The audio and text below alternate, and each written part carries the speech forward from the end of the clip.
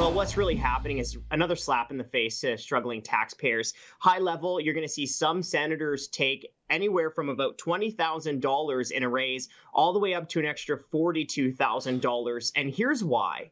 Right now, the Senate formally recognizes two different types of group: the government and the opposition in the Senate. And the leaders of those two groups get what's called a leader allowance, which essentially just means bigger pay. But now, under this new bill, what is going to happen is you're going to have more smaller caucus groups, and each leader of the caucus group will now get a pay raise of between $21,000 and an extra $42,000. Now, that number in and of itself, that's a big pay raise. But what we have to remember is the context of all this, because who's going to pay for those big raises? Well, it's taxpayers. And it's taxpayers that have struggled through 2 years of revolving government lockdowns, that have struggled through pay cuts, that have struggled through job losses, and even business losses. So as I said at the beginning, this really feels like a slap in the face to struggling taxpayers.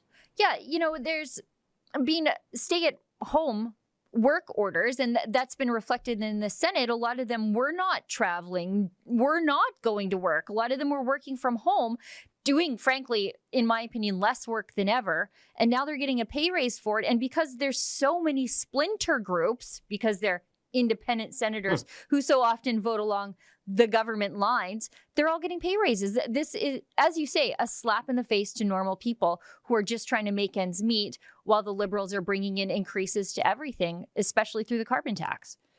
Yeah, they like to call themselves nonpartisan, but really what they are is unelectable and unaccountable. But Sheila, this really fits the bigger issue with what's going on in Ottawa, because let's remember, it's not just some senators that are getting pay raises, these new leaders of these small caucus groups. All senators have already taken 3 pay raises during the pandemic, just like all members of parliament have already taken 3 pay raises during the pandemic. And I heard you say, wow, and it is a shocker, because there is no way that the people who are supposed to be our representatives in Ottawa deserve 3 pay raises during a pandemic.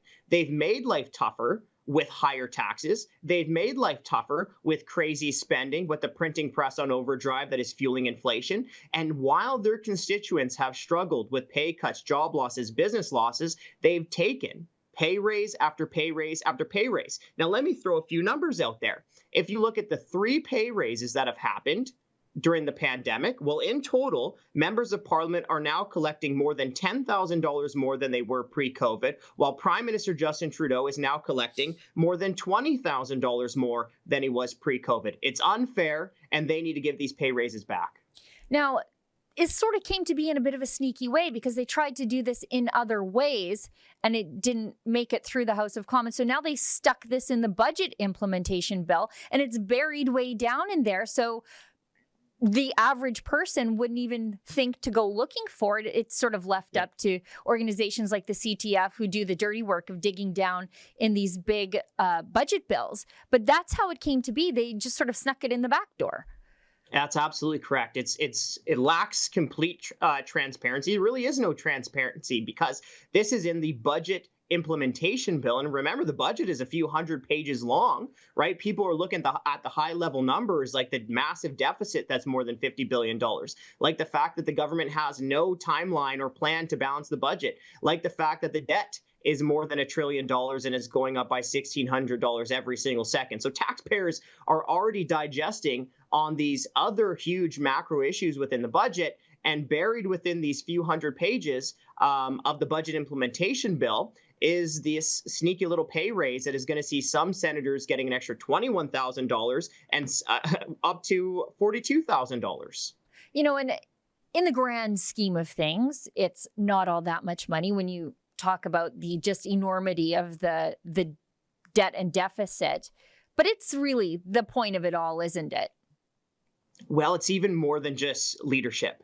Why it's so important, and it actually is a really big deal, is because you're seeing politicians in Ottawa, you're seeing senators in Ottawa become financially divorced from the people that they're supposed to represent. And that's why you're getting such bad policies out of Ottawa, because they're not impacted the same way everyone else is by their own decisions, right? Let's just call a spade here. Many of the people within government who are pulling the levers around lockdowns or other types of restrictions, they didn't lose a payday. They didn't lose a meal, right? When they raise the carbon tax, when they raise booze taxes, when they cause massive inflation.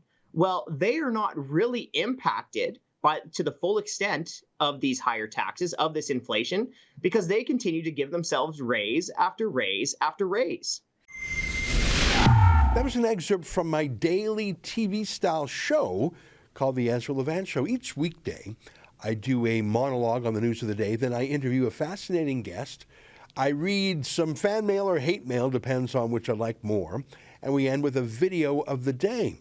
You can get it all at rebelnewsplus.com.